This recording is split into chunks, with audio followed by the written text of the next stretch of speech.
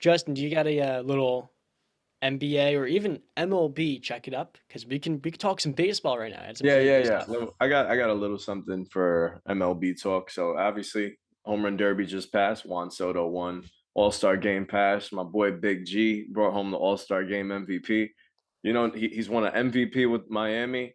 Now he's won an All-Star game MVP with the Yankees. I'm hoping this season he brings home World Series MVP. But there's a name that I want to highlight that I mentioned, our home run derby winner, Juan Soto. So the second half of the season of baseball is fast approaching. Fast approaching. It starts tomorrow. Yankees kick it off with a doubleheader in Houston. That's exciting. Possible ALCS matchup. Another rematch.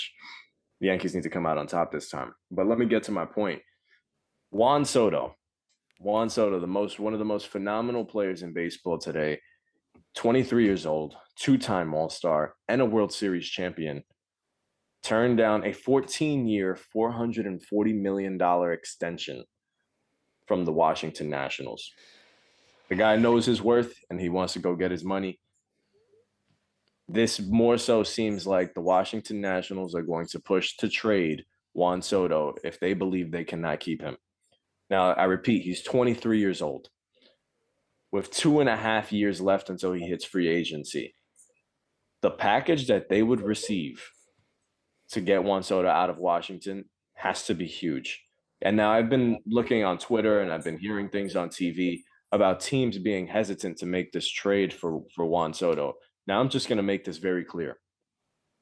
There isn't a prospect in baseball that's worth holding over trading for Juan Soto. Not a single prospect.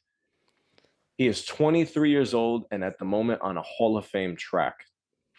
If you can get that bat, you go get it. If you're the Yankees, if you're the Mets, if you're the Dodgers, if you're the Cardinals, and you can make the move, don't sleep on it. You go get him.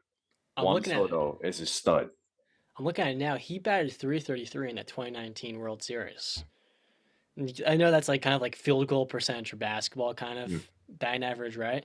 His Yeah, on base was for 440.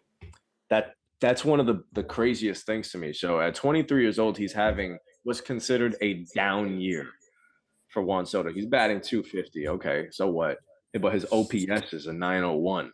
His on base percentage is above 400. He's slugging 497. The guy has 20 bombs. Like when he turned down that contract, the Nationals didn't charter him a private flight to the All-Star game. So he flew commercial. Mm. Get him out of Washington, man. It's time to get him Yeah. in a place like New York, get him in a place like LA. And The Yankees, I always call them the Knicks. and the You think Yankees, the they, Yankees could get him? Damn. they have the I guess. prospects to do it.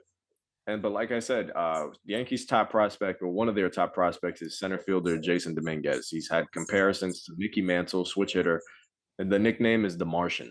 He's a stud.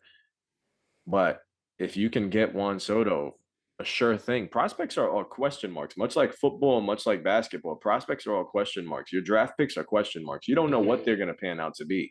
You could have a number two pick, and you may never see that guy play Major League Baseball. You never know. Damn.